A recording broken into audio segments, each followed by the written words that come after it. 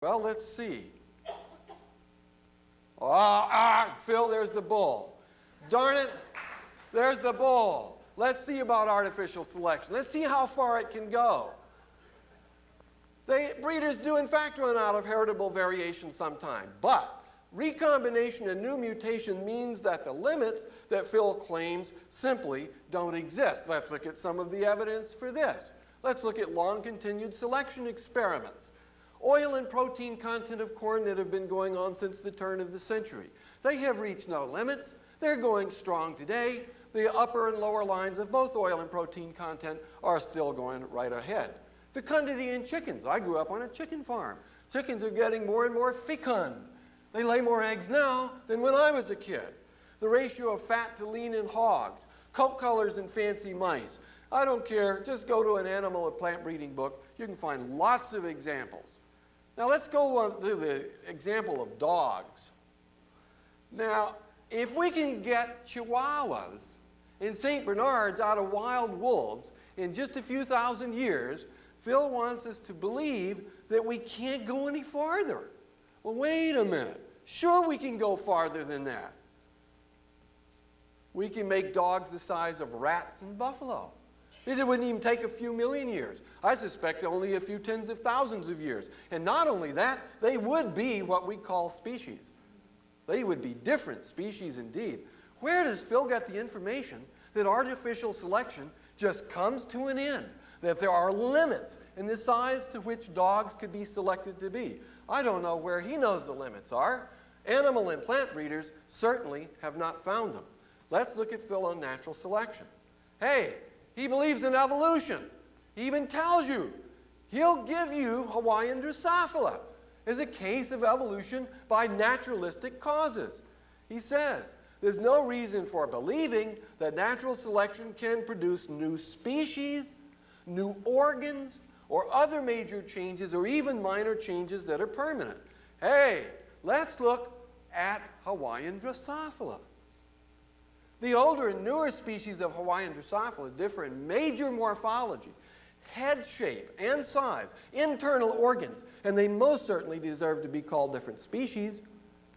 More than 20 million generations separate some of these, and when you do DNA hybridization, or you sequence genomes and compare them, the genetic distances are quite large. And so you got a problem. You admit that the differences between Hawaiian Drosophila species have evolved by natural means. You deny that humans and chimpanzees share a common ancestor. But the fact is that the morphological and genetic differences between old and new Hawaiian Drosophila species is far greater than the differences between humans and chimps. So, what should you do, Phil? In the future, what you got to do is to argue that God created different species of Hawaiian Drosophila. Otherwise, you're going to be inconsistent.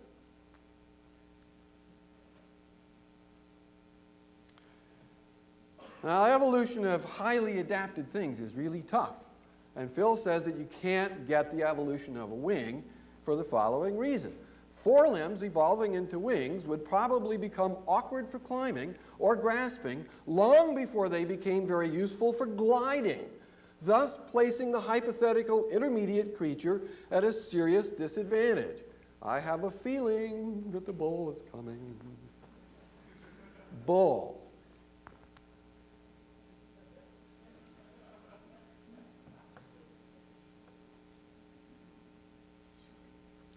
Phil, there are organisms that glide, and they don't lose the ability of their limbs to climb or to jump. I love flying squirrels. We've raised a great number of them. They fly like crazy, and they also can jump, and they grasp upon trees perfectly well. Incidentally, they separated from the regular old gray tree squirrels about 35 million years ago. So when creationists tell me that a flying squirrel is one of God's kinds that belongs to the squirrels, I return by saying, gosh, you know, humans and chimpanzees shared a common ancestor 5 to 7 million years ago, and these squirrels that you say are all one of God's kinds shared a common ancestor about 35 million years ago. Extinction and natural selection. One of the problems with thinking about adaptations as being the work of a wonderful, intelligent designer is that those very same adaptations virtually guarantee extinction when the environment changes enough, which almost always happens. If you go back only 65 to 70 million years ago to the end of the Cretaceous, the general estimate is there were about 50,000 species of vertebrates. Of those, fewer than 20 gave rise to the some 100,000 species of vertebrates that exist now. All the rest went extinct. On a theory of intelligently designed adaptations, the intelligent designer clearly is very short-sighted indeed, because virtually all of its creations go extinct.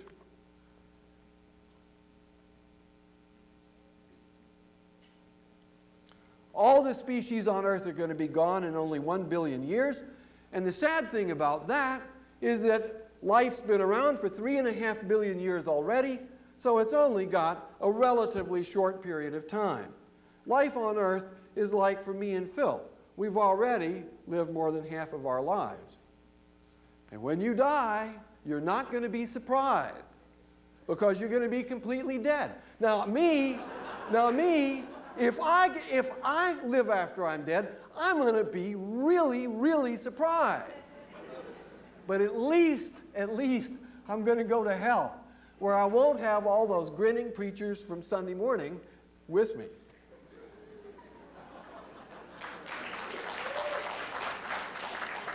Let me summarize my views on what modern evolutionary biology tells us loud and clear, and I must say that these are basically Darwin's views. There are no gods, no purposive forces of any kind, no life after death. When I die, I am absolutely certain that I'm going to be completely dead.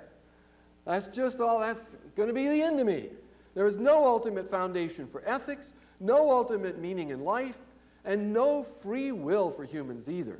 What an unintelligible idea.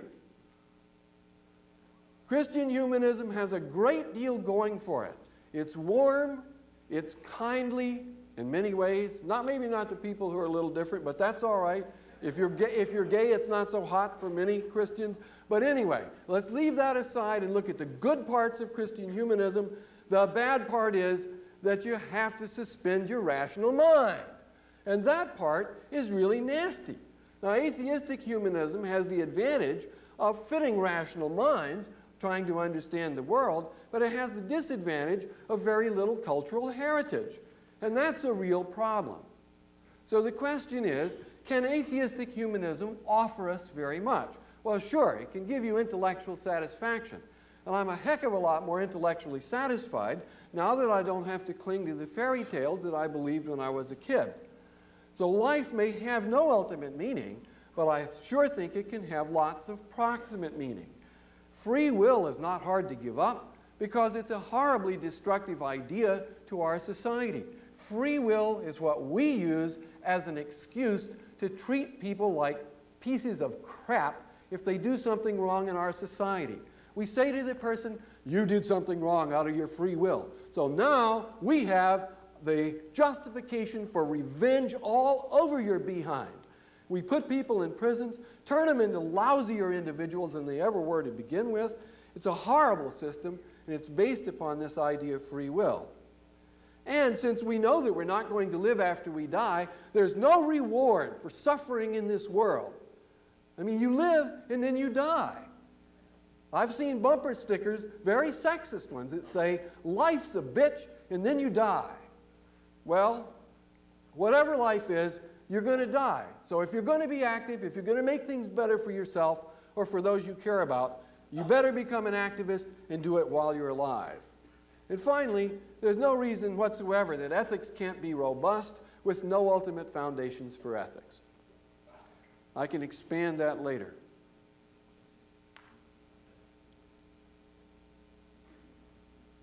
If you're an atheist and you know you're going to die, what really counts is friendship. And that's why I value Phil's friendship so much. Thank you, Phil.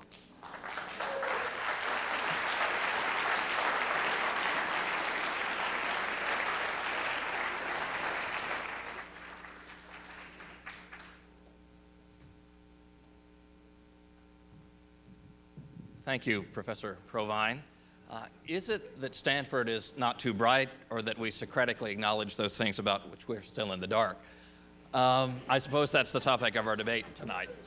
But now we turn to the rebuttal, and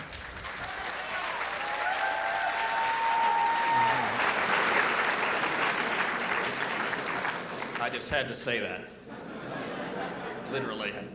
Now we turn to the rebuttal. Professor Johnson will begin. Mm-hmm. Will was kind enough to say flattering things about my intelligence, so I want to be sure and pay back the compliment. I think Will Provine has one of the great minds of the 19th century.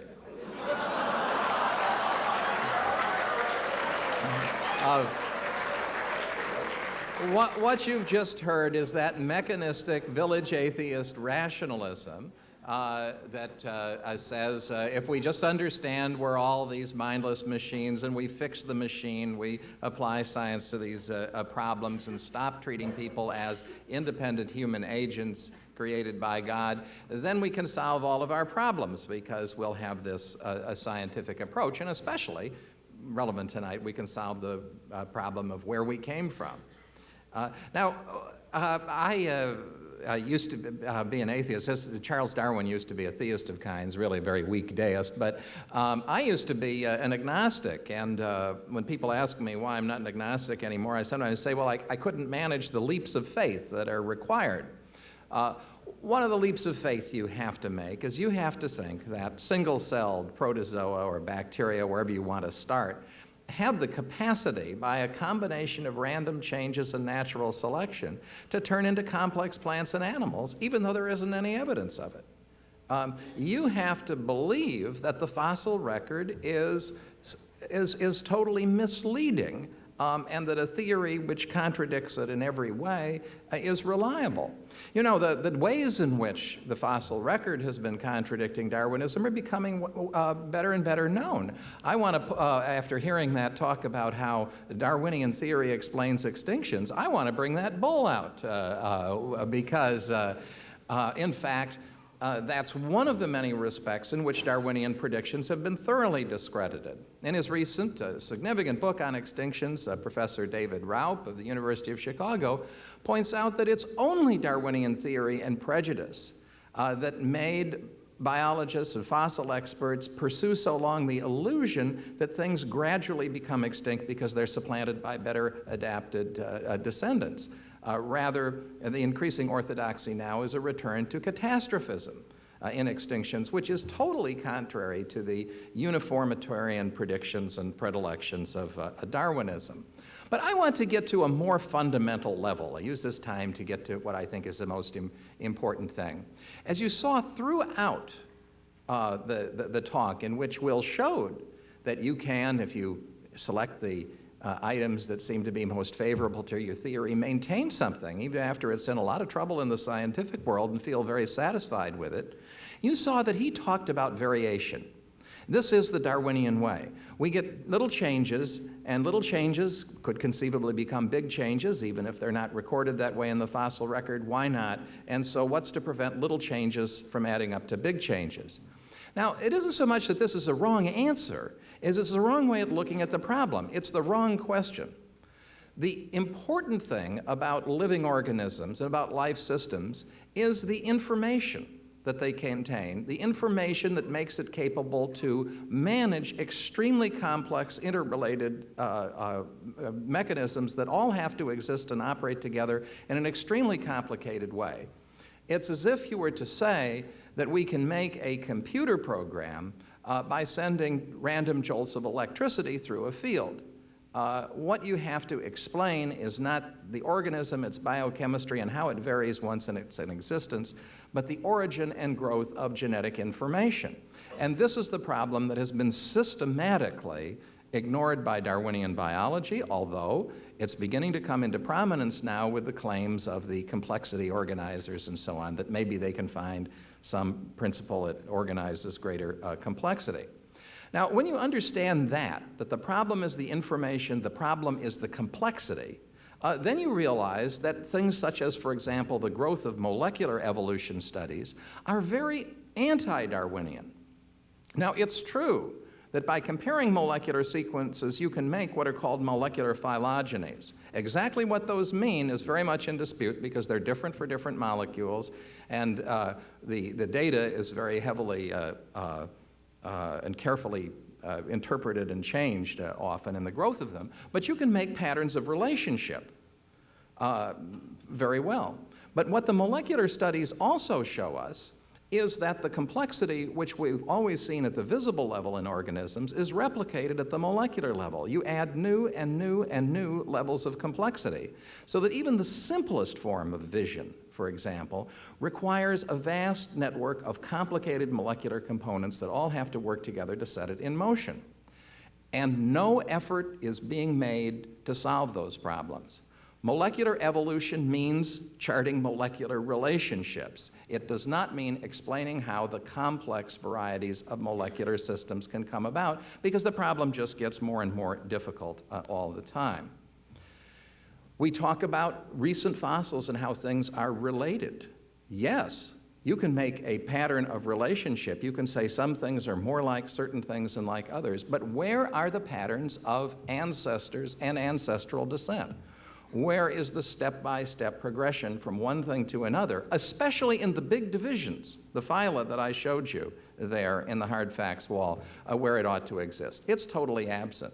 Now, the notion that Darwinism is a theory of particular variations within types that are already existing, that has been arbitrarily expanded into a theory of general biological creation and innovation, this is not a notion which I invented out of some religious bias or whatever. It's in fact what the most sophisticated Darwinists have seen all along. It's what Stephen Jay Gould said when he wrote in 1980 that the synthesis as a general theory is effectively dead, despite its prevalence as textbook orthodoxy. It doesn't fit the evidence. Change doesn't seem to occur in that way. The proof that mutations of a complexity building type arrive regularly and in great quantity and on schedule to build new complex organs isn't there. That's why the stories of wing evolution and so on are called derisively just so stories, because they're naturalistic fables put in scientific language, but without the scientific backing to show that they really existed. Now, again, I do not set as my goal in a talk like that convincing people in the audience who may be convinced of the opposing point of view to change their minds overnight. I don't think that's the way that change happens. What I want to convince you of is this. The people who doubt the truths of Darwinian evolution, who doubt that accumulation of micromutations through natural selection can build complex plants and animals from single-celled predecessors, who doubt that anybody knows how the specific human qualities of consciousness and intelligent purpose could have arisen. These are people who doubt for valid scientific reasons based on the evidence.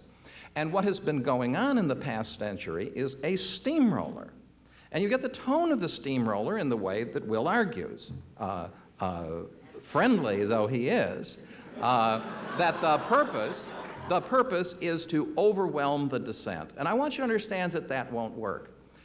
More and more details are coming out, more and more of the new research in embryology, in molecular evolution is simply generating more problems, and it's recognized by the most far-sighted people in the theory. We're going to have to come to grips with this, and I believe that as soon as we can get the debate open in the universities and out on the table, the kind of evolution that Will Provine is preaching is going to collapse, not because people like me are going to do it, but because the scientists themselves will see that they can't go on with it. Over to you.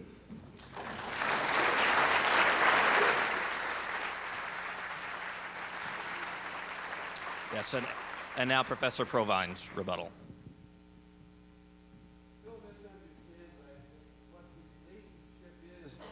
Between evolutionists in the field.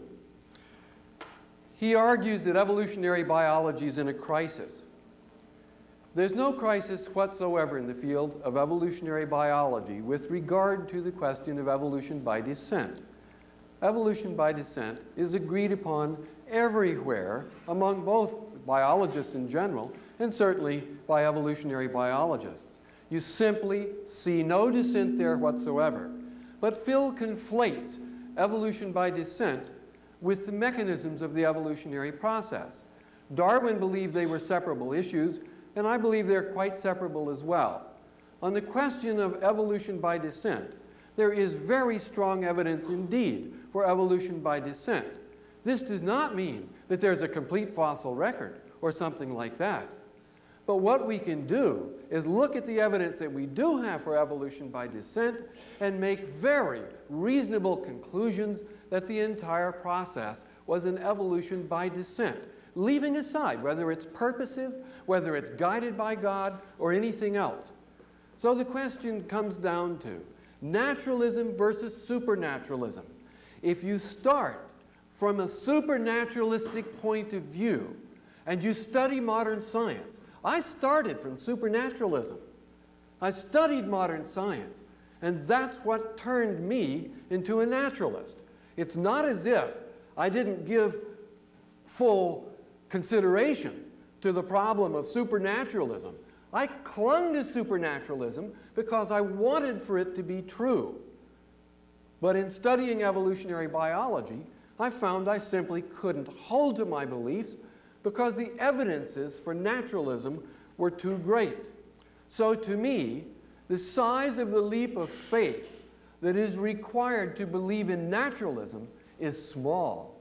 Phil tells you it's very large indeed, and I guess for him, it's only a small leap of faith to believe in a benevolent God who answers prayers, who gives all these other things. And that's just a little leap of faith. To me, that's a giant leap of faith compared with believing in naturalism. But I'd like to hear from this audience. I'd like to hear from you on the count of 3. How many of you believe all animals and plants were created by God within the last 10,000 years? 1, 2. All right, let's keep going. That's good. Belief in this audience. Evolution occurred over very long time periods, but God guided this process. Let's hear it. 1, 2, 3. Whoa, evolutionary theists are few and far between. Belief in this audience.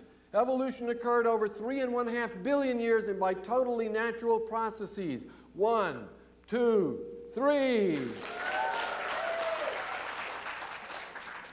Young Earth creationists win that poll. I thought I would discuss Phil's views on mechanisms of evolution.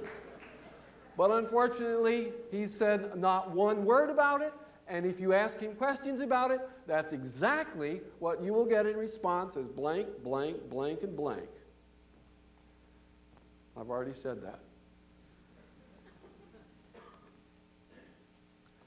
I thought Phil's critique of the Science Museum was terrific, only he just didn't go far enough because those exhibits, many of them, are much worse than he knows. I went to the one at the Royal Ontario Museum, and that showed the mollusks evolving one time, right up to, and then it showed a bunch of modern mollusks. Well, the mollusk expert I know the best, Arthur J. Kane from the University of Liverpool, claims that he's got abundant morphological evidence that they have evolved independently at least 5 times around the world. So the ROM exhibit was horrible. Shall we conclude, because the museum exhibits are poor, that evolution has not occurred? I don't think that follows. And Phil also argues that we cannot conceive of a natural process that can produce both diversity and adaptations. It seems to me clear that indeed natural selection can account for adaptations because Phil believes that Hawaiian Drosophila evolved through naturalistic processes. In those 700 some odd species of Drosophila, there are some of the most exquisite adaptations you would ever lay your eyes upon or understand. Indeed, they are jammed with adaptations. And so Phil obviously believes that natural selection can produce exquisite adaptations. The question is only whether it can do it over long periods of time. And it seems to me that it's a leap of faith to believe that it can, but it's a little bitty one. I even have faith that it's going to get light tomorrow morning. That is nothing but pure faith. but it's a little bitty leap of faith. And we have to keep in mind the sizes of leaps of faith. Now, he says that the evolutionists are uncritical. But let me just ask the following point. Phil's view leads, I suppose, although he doesn't talk about it very much, to the argument that God created the major adaptations in animals and plants. Now, how uncritical is that? That a God comes down here to Earth every once in a while and makes a few species of this and a few species of that, comes down and makes humans independently of any shared common ancestor with chimpanzees. You notice he didn't talk about that in his rebuttal. Where does he get evidence that humans and chimpanzees share no common ancestor? Maybe some of you would like to ask him that question. Well, as far as artificial selection is concerned, the point is that artificial selection is effective, not that it's purposeless. Natural selection, in every way that we can think over long periods of time, is sure to be more powerful than artificial selection because it can see more of the organism than can possibly natural selection. Uh-oh, evolutionary science is a weapon in a cultural war. I didn't know that I was at war. Are we at war, Philip? Are we at war? That's all, folks. Thank you.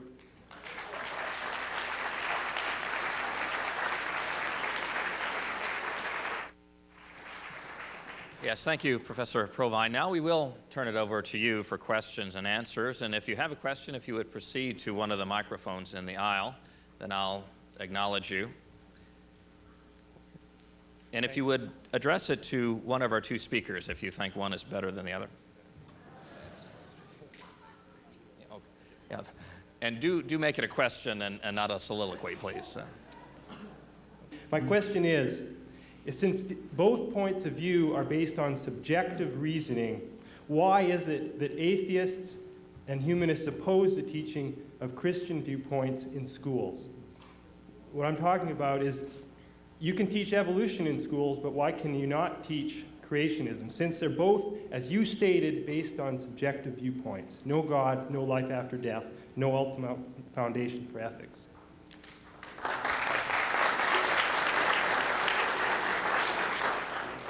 You've made an assertion and asked a question. Your assertion is that the leaps of faith are comparable between being a born-again, 10,000-year creationist Christian and being a naturalist. To me, the leaps of faith that are required to believe in a God that came down less than 10,000 years ago and created all the animals and plants requires a leap of faith that is simply enormous. To be a naturalist, to believe that evolution occurred over the long periods of time that I suggested, is, to me, not a large leap of faith because the evidence that we have from the natural world supports it. Now, you've asked a very good question. Why indeed is it that most of our public school system excludes creationism? It is because evolutionists, by and large, have a lot of influence in the educational process. I personally favor the teaching of creationism in every public school because this opens up the debate.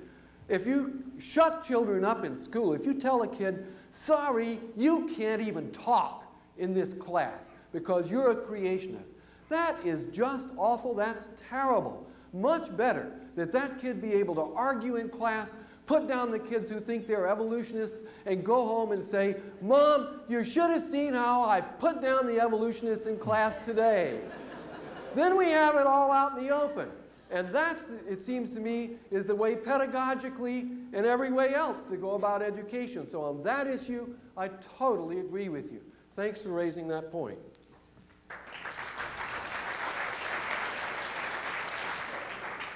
To my left here. Yes. This question is for Dr. Provine. It seems to me in the debate tonight we've dealt with sort of two issues with evolution. One is the biological sort of evolution, the facts, what's the fossil evidence, the different theories. And the second one is sort of a philosophical evolution in dealing with naturalism, belief in a God. It seems that those are two different questions, that scientists can address the biological issues, but the questions of how, science can never answer that question. And so my question is, you seem to have implied in your presentation that naturalism is somehow proven or somehow shown. Instead of that, the explanation can be neither proven nor disproven based on science. So I'm trying to understand what your point is on Well, naturalism. in some ultimate sense, of course, you're right. There's not an absolute proof that total naturalism operates through the universe. It's kind of a tentative view that a person holds as a working hypothesis, a null hypothesis, as to how things are put together. I don't deny for one moment that there's a leap of faith involved in it. As I said before, it appears to me to be a much smaller leap of faith than believing in some kind of theism, a God that comes down and heals people and all that sort of stuff. That seems to me to require a very large leap of faith. As for your fundamental argument that, gosh, if you're talking about evolution, you cannot talk about its implications, I really disagree with you. When you're talking about evolution, the implications are there, and those are what we should really flesh out, because that's what's on most people's minds. In the name of balance, does anyone have a question for Professor Johnson? Can one prove that something is arbitrary instead of proving that something isn't arbitrary? And can one prove that chance really is at work and that things aren't the result of a creator that has a mind that can foresee the results of all this complexity interacting?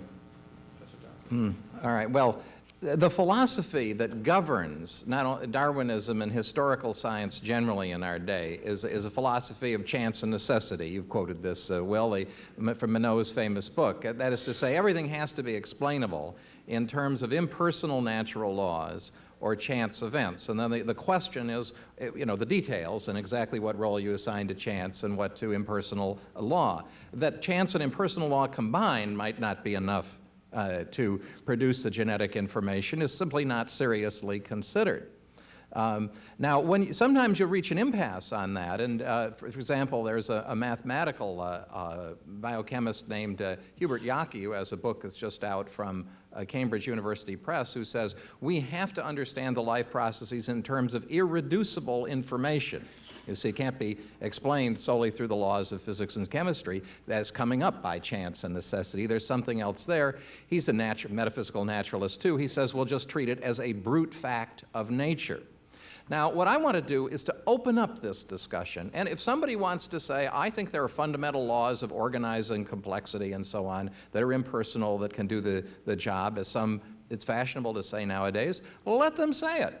And let it be out there for testing, and let it be criticized. And let it be criticized with full awareness of the point that Will Provine made so well in the last response. That's what's at stake in these things is not just little professional scientific arguments, but worldview questions. All the people who write about this, not only the evolutionary biologists, but the physicists like Hawking and Steven Weinberg, draw metaphysical conclusions. They draw conclusions about the foundations of ethics. And perhaps those are governing their scientific work in some cases. So it has to be legitimate to discuss that and not to hide behind a notion that all this is value-free fact. Sure. I'd like to respond to that, too. Thank you for putting that on. I think you've asked an important question about whether somehow biological organisms can be reduced to something like chaos theory or to physics and chemistry in some other manner. The answer is, unfortunately, that can't be the case, because when you reduce a biological organism, you get down to the fundamental order that's in the organism in its genome. And when you ask the question, where did that genome come from? The answer is not from some chaotic process, but it comes from other genomes. And in order to explain fully any biological organism, it requires the entire evolutionary process in order to be able to reduce that organism to physics and chemistry. So physics and chemistry by itself can never do anything better in a reductionistic mode than to get you down to the order that's in an organism, and that order comes from pre-existing genomic order with whatever variations and so on. So I think the direct answer to your question is no, you don't get evolution out of chaos.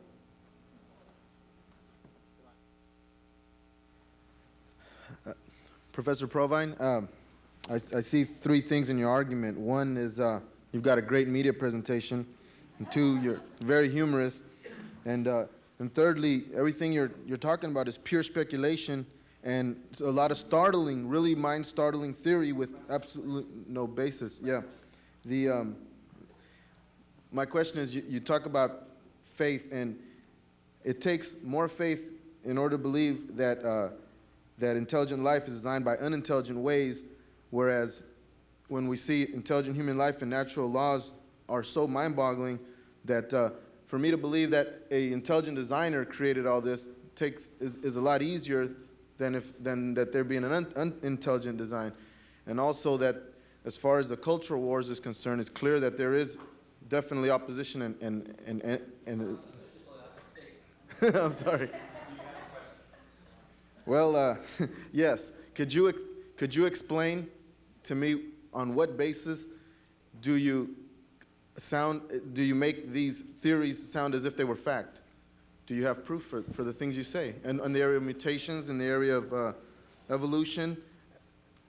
I think your basic point is that the conclusions that I come to on the basis of evolutionary biology seem just totally outlandish to you. Because they don't... I can understand that.